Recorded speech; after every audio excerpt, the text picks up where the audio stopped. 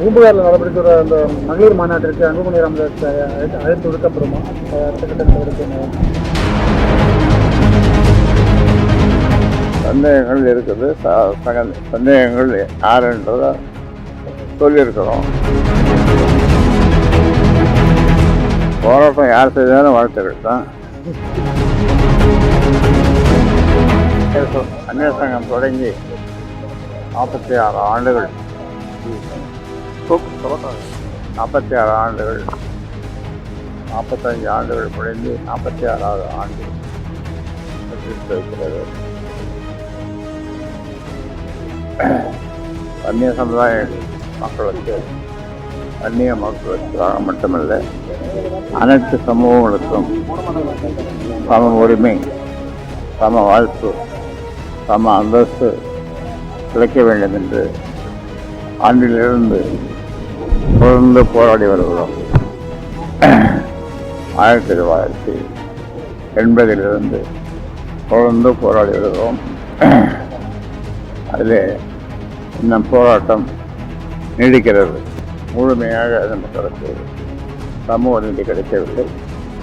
அந்த போராட்டத்தில் ஒடுக்கப்பட்ட சமுதாயம் எல்லோருக்கும் நீதி கிடைக்க வேண்டும், சம உரிமை கிடைக்க வேண்டும், சம வாய்ப்பு கிடைக்க வேண்டும், சம அந்தஸ்து கிடைக்க வேண்டும் என்ற நோக்கிலே நாங்கள் பாடுபட்டு வருவோம். இன்னும் பாடுபடுவோம்.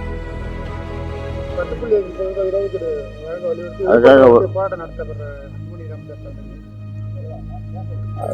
போராட்டம் அதுக்காக 10 எல்லா இடத்துலையும் நடத்தணும், எல்லாரும் நடத்தணும்.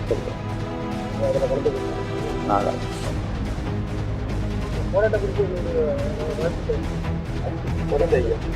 போராட்டம் யார் செய்தாலும் வாழ்த்துக்கள் தான்.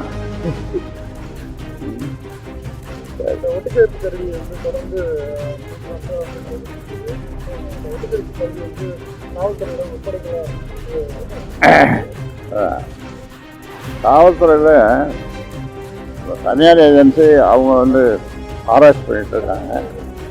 காவல்துறையில் கேட்குறாங்க, அவங்க ஆராய்ச்சி பண்ணி முடிச்சதும் அவங்க கொடுத்துருவாங்க. காவல்துறை பார்த்தீங்கன்னா குட்கா வழக்கில் தான் விசாரணையில் இருக்காங்க. இல்லை இப்போ விசாரிக்க ஆரம்பிச்சிட்டாங்க. குட்கா கேஸு முடிஞ்சிட்டு இருக்குது. இப்போ அதுவும் போயிட்டுருக்கு. இதையும் அதை விசாரிச்சாங்க. சந்தேகங்கள் இருக்குது.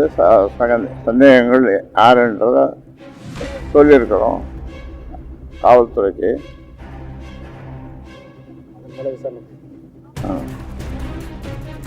பூம்புகாரில் நடைபெற்ற அந்த மகளிர் மாநாட்டிற்கு அன்புமணி ராமதாஸ் அழைத்து விடுக்கப்படுமா?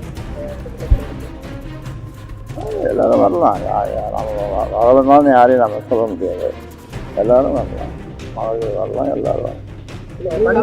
பணிகள் எப்படி நடந்து கொண்டு இருக்கிறது? நீங்கள் அங்கே செல்வதற்கான வேலைகள் எங்கே செல்வது?